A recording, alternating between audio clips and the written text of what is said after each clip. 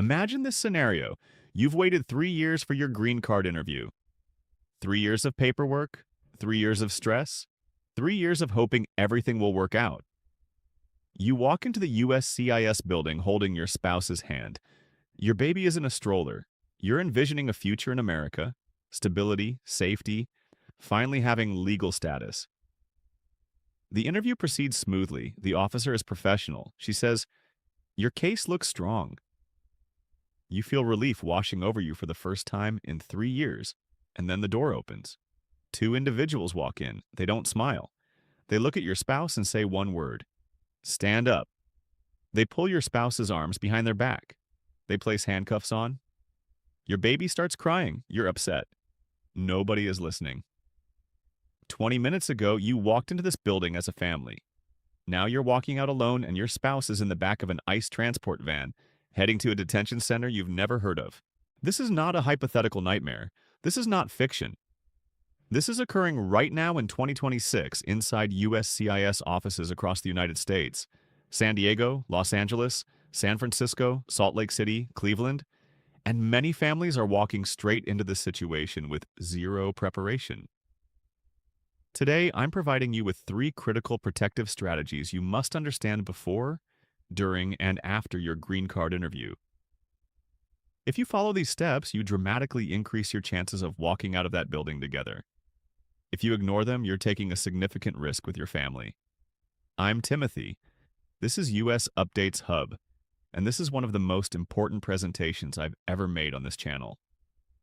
Let's begin. Before I give you the 3 protective strategies, you need to understand what is actually happening inside those buildings. Because if you don't understand the situation, you cannot avoid it. Starting in November 2025, immigration attorneys across the country started reporting something they had never seen before in their entire careers.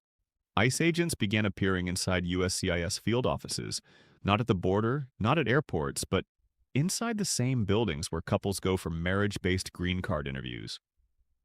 Here is how it works. You and your spouse arrive for your scheduled interview. You check in at the front desk. You sit in the waiting area. Your name is called. You walk into the interview room. A USCIS officer sits across from you. They ask about your marriage. When did you meet? How did you propose? Show me photos. Show me your lease. Show me your bank statements. Everything feels routine. The officer is professional, maybe even friendly. They review your documents. They ask follow-up questions. And at the end, many officers have told couples that their case looks approvable. Some have even said, "Congratulations." But what you don't know is this. While your interview is happening in that room, ICE agents may be reviewing your file in a different area inside the same building. They're checking if you have any history of overstaying a visa, any expired status, any missed hearing from years ago, any old removal order that you might not even know exists. And the moment your USCIS interview ends, the moment that officer closes your folder and says thank you, those ICE agents may walk in, or they're waiting in the hallway, or they approach you in the parking lot before you reach your car. One attorney in San Diego documented numerous arrests in a single day at one building. One of the people detained was a mother who was holding her infant when they placed the handcuffs on. Another was the wife of a retired United States Marine. Another was a man who had been married for less than a year to an American citizen. None of them had criminal records. Their only issue was an overstayed visa, something that under the law should not prevent a spouse of a U.S. citizen from getting a green card. By early 2026, hundreds of people were detained at routine immigration appointments. The Department of Justice went to federal court regarding these detentions, and when the government was questioned in court, they acknowledged they had used incorrect information to justify certain arrests. They acknowledged it. But then the Department of Homeland Security indicated the policy would not change. The detentions would continue. So let me be direct with you. If you have a green card interview scheduled in 2026 and you or your spouse has any immigration issue in their past, any overstay, any gap in status, any old missed hearing, you are walking into a high-risk situation and you need to be prepared. Now here's the part that makes this particularly challenging, and I need you to really understand this. Under United States immigration law, spouses of American citizens are classified as immediate relatives. Congress created a special rule for immediate relatives.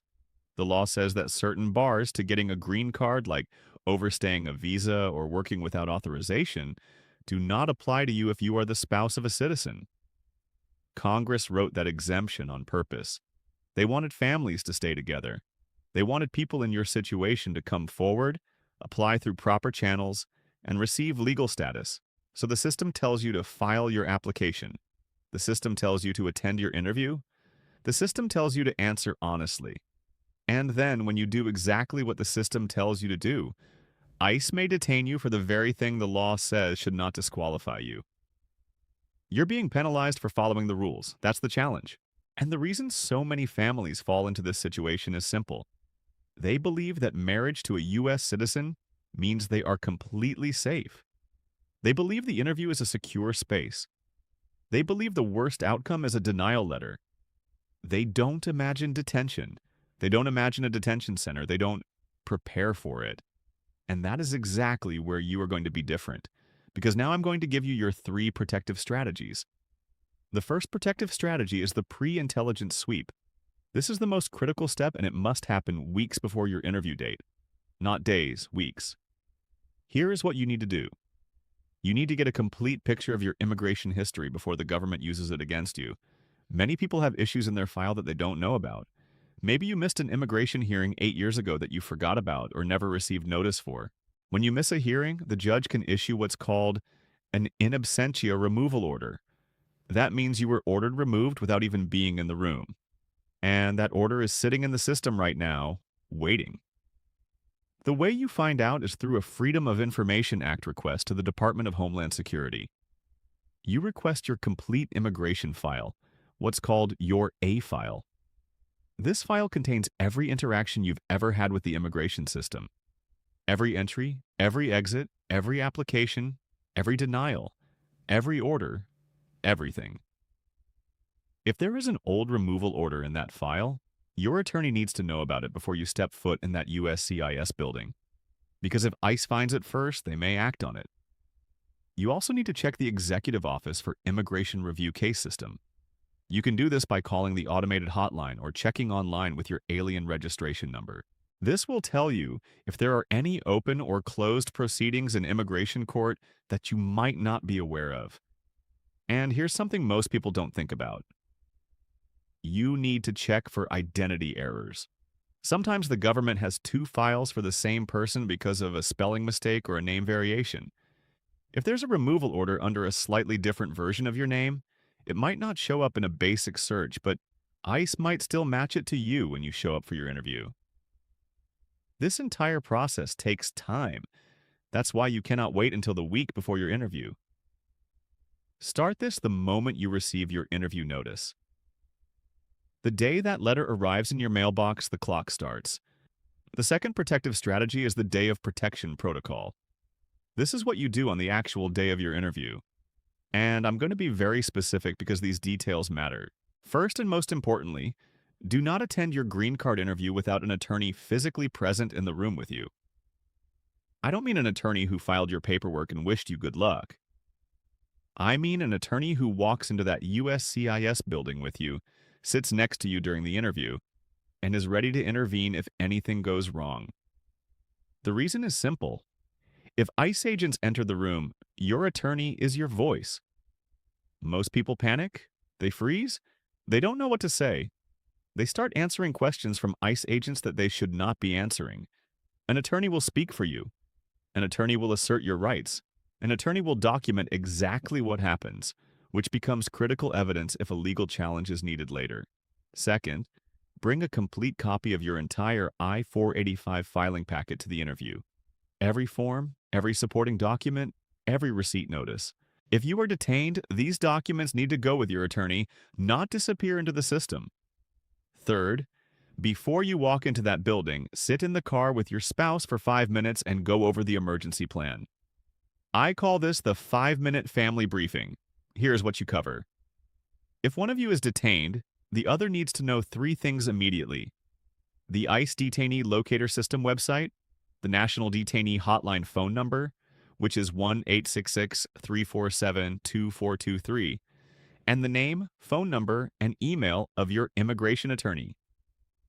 Write these three things on a card. Both of you carry that card in your pocket, not in your phone, in your pocket. Because if your spouse is detained, their phone may be taken. Your hands may be shaking too hard to type. That card in your pocket is your lifeline. Fourth, and this is important, the United States citizen spouse should bring their own valid identification, their passport if they have one, and proof of citizenship. In the event of a detention, proving that you are the citizen spouse quickly can matter. Fifth, do not bring your children to the interview if there is any risk. I know that sounds harsh, but if there is any chance that your spouse could be detained, your children should not witness that. Have a trusted family member or friend watch them.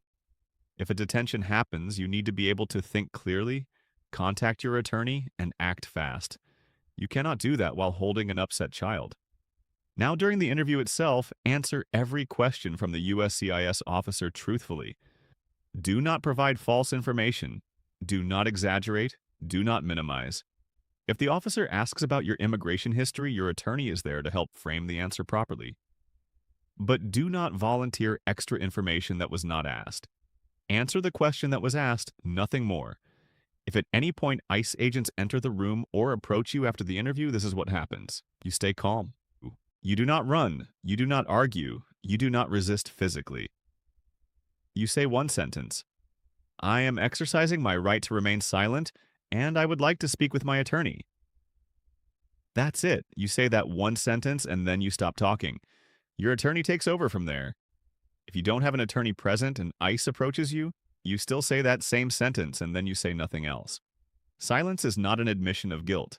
Silence is a constitutional right. Use it. The third protective strategy is the emergency legal response. This is what happens if, despite all your preparation, your spouse is detained. Because even with the best preparation, detentions are still happening. And you need to know exactly what to do in the first 24 hours because those first 24 hours determine everything. Hour 1. The moment your spouse is taken, call your immigration attorney. If your attorney was present at the interview, they're already activated. If not, call them immediately. Tell them exactly what happened, what time the detention occurred, and any words the agent said. Hours 2 through 6. Your attorney should be preparing an emergency legal filing. The most powerful tool available right now is called a habeas corpus petition. This is a filing under federal law that asks a judge to review whether the detention is legal. In multiple cases across the country, federal judges have ordered ICE to release people who were detained at green card interviews. Some releases have happened within 72 hours of the detention. The key is speed. The filing must happen fast. Hours 6 through 12. Use the ICE detainee locator system to confirm where your spouse is being held. Sometimes detainees are transferred to facilities far from where they were detained. Knowing the location is critical for your attorney to file in the correct federal court. Hours 12 through 24. Your attorney should also be contacting ICE enforcement and removal operations directly to argue for release on the grounds that your spouse is an immediate relative of a U.S. citizen with an approvable green card case. In some cases, ICE has released individuals before the habeas petition even reaches a judge simply because the attorney presented the legal arguments clearly and immediately. Here's what you must understand about habeas corpus. It is one of the oldest rights in the legal system. It existed before the United States existed. The Constitution specifically protects it. And in 2026, it is one of the most effective tools against unlawful detention at green card interviews. Federal courts across the country are granting these petitions. Judges are skeptical of detaining people who came to a government building because the government told them to come. But habeas only works if your attorney files it fast. Every hour matters. That's why having an attorney in place before the interview is not optional. It's critical. Now, before I close, I need to address something directly. Some of you watching this are thinking, should I just skip my interview? Should I not show up? No, do not skip your interview. If you do not attend, USCIS will deny your application. You will lose your chance at a green card, and you will have no legal protection at all. Skipping the interview does not make you safer. It makes you more vulnerable. The answer is not to avoid the system. The answer is to enter the system prepared, informed, protected, with an attorney, with a plan, with your rights understood. Knowing your rights does not make you a problem. It makes you informed, it makes you protected. It makes you the kind of person who walks into that building and walks out with their family still together. Let me quickly recap your 3 protective strategies. Strategy 1. The Pre-Intelligence Sweep. Get your complete immigration file through a FOIA request. Check for old removal orders. Check for identity errors. Do this weeks before your interview. Strategy 2. The Day of Protection Protocol. Bring an attorney. Carry the emergency contact card. Do the 5-minute family briefing in the car. If ICE approaches, say, "I am exercising my right to remain silent, and I would like to speak with my attorney." Then stop talking. Strategy 3, the emergency legal response. If detained, attorney files habeas corpus immediately. Use the ICE detainee locator. Act within 24 hours. Speed is everything. Now I need your help with something. This information can help families, but only if families see it. Right now, there are thousands of couples preparing for green card interviews this month who have no idea what may be waiting for them inside those buildings. Share this video with every immigrant family you know. Send it in your messaging groups. Send it to your family members. Send it to your friends. And if you're not already part of our community, join the US Updates Hub community for the latest alerts and updates. When new policies are announced, when new court rulings happen, you'll hear about it there. And I want to hear from you directly. In the comments below, tell me what immigration issue is keeping you up at night right now. What topic should I cover next? What situation are you facing that nobody is explaining clearly? I read every comment and I'm building future videos based on your questions and your concerns. Your confusion is my next script. Your concern is my next protective strategy. Because that's what this channel is. It's not just news, it's not entertainment, it's protection. Every video on US Updates Hub exists for one reason: to make sure you know your rights before someone tries to take them away. Hit subscribe, turn on the notification bell, and share this video right now. It might help a family today. I'm Timothy. I'll see you in the next one. Stay safe. Stay informed. This content is for educational and informational purposes only. It does not constitute legal advice.